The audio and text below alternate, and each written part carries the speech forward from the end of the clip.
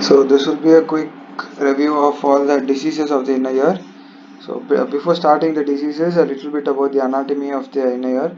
The inner ear contains two components, which are your vestibular apparatus, which is this part, and your cochlea over here. Cochlea is going to be responsible for all the hearing function, and the semicircular canals and the vestibular part is going to be responsible for your equilibrium or balance function. So the parts of the cochlea are your scala tympani, cochlear duct and scala vestibuli. So if you want to understand more about the cochlea, it's simply a tube which has three compartments within them, and the three compartments are your scala tympani, your cochlear duct and your scala vestibuli, and this tube has been coiled into a this kind of snail kind of shape. So that would be your basic understanding of the cochlea, and you need to know that it helps in the creation of nerve impulses which will be sent to the cortex, auditory center, and it will be analyzed by a brain. So if you spread it out, it will have hair cells of varying lengths like this. So for the lengths of the hair cells will correspond to different frequencies of sounds. We can go into detail about this a little later. We are just learning the basics of the inner ear. So that would be about the cochlea. And moving on to the vestibular apparatus, it contains three semicircular canals over here, and they're placed in the three different axes, and they work like a gyroscope. Gyroscope is something which senses any change in dimensions in the x, y or z axis and corresponds and picks that up. So your semicircular canals are filled with fluid. So when there's movement in any one of the axis, it's being picked up by this movement of fluid, and a nerve impulse has been created and sent to the brain for analyzing that. So, and it has two other parts, the utricle and the saccule. So the communication between the cochlea and vestibular apparatus is through the round window, and the communication between the middle ear and the inner ears through the oval window, which will be right here. So the innervation, both of them are innervated by the vestibulocochlear nerve. So that would be your eighth cranial nerve. So the cochlea is supplied by the cochlear part of that nerve, and the vestibular apparatus by the vestibular part of that nerve. Further, there are two other nerves passing nearby. That would be your facial nerve. Uh, you can see the diagrams over here in different orientations to show the different nerves passing through. So that would be the basic anatomy of the inner ear. Moving on to the diseases.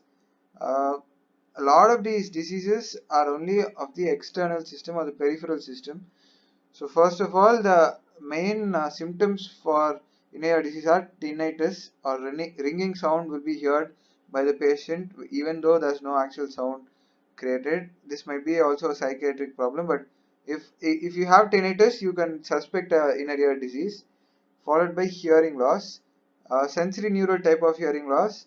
So even though the outside sound is very high, you might not be able to pick it up because you are not able to create enough action potential to correspond to that amplitude of noise.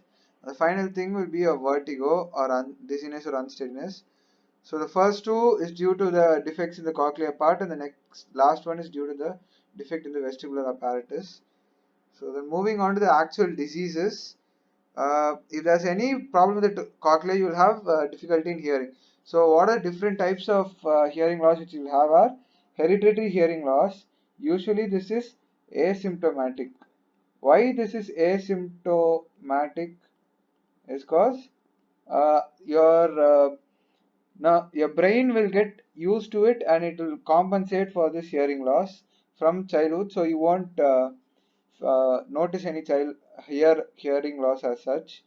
Then noise induced hearing loss, when you're continuously listening to headphones on a very large volume or have very high sounding speakers, then you're going to cause damage to your ear, or rather your cochlea, that is your noise induced hearing loss. And there are a few ototoxic drugs like aminoglycosides, amikacin, cisplatin, loop diuretics, when taken in toxic doses, are going to cause uh, difficulty in hearing. And the last one is presbyacusis. I'm sorry, I missed out a S over here. So presbyacusis is idiopathic old age hearing loss which occurs in individuals above the age of 50. The mechanism is not really known, but many people experience this and you're supposed to know about it. So that would be the gist of all the diseases of the cochlea. Then moving on to the vestibular system, you're going to have congenital defects which won't be again, they'll be asymptomatic because they'll be compensated. And your acquired diseases are split into your infection, autoimmune diseases, vascular diseases, degenerative diseases, tumor, trauma, and miscellaneous. The infective diseases are basically when any microorganism like a bacteria, fungus, or virus enters the inner ear, it causes inflammation. So if it enters the labyrinth, then it's going to cause labyrinthitis, and if it enters the vestibular apparatus, it's going to cause vestibular neuritis. So that would be the starting point which you need to work on. So your vascular and degenerative, all those have been already touched upon, and there are many diseases, sub diseases, which are not so very important. The most important disease which you need to know is Meniere's disease. So it's a very classic disease which will affect both the vestibular system and the cochlea. It is basically a triad of three things happening together, which is your vertigo, your tinnitus, and your fluctuating hair loss. When you have all of these three things together, you have a condition called Meniere's disease. And there's an interesting one, a last one, which is also important. Your benign paroxysmal positional vertigo, which is you feel vertigo when you lie down on one side. It's very interesting. Please do read up on it. So that would be your diseases of the inner ear. I know I've not covered it in detail, but if you are going to go in detail about the inner ear, you need to be very much aware about the brain and the auditory pathway, which I have not covered yet. So I thought it would make more sense when we cover all of that, coming back to this and reiterating this with more facts. So that would be all for this video. Thank you. Please do like, subscribe, and comment on this video, and let us know if you want any specific topic to be covered.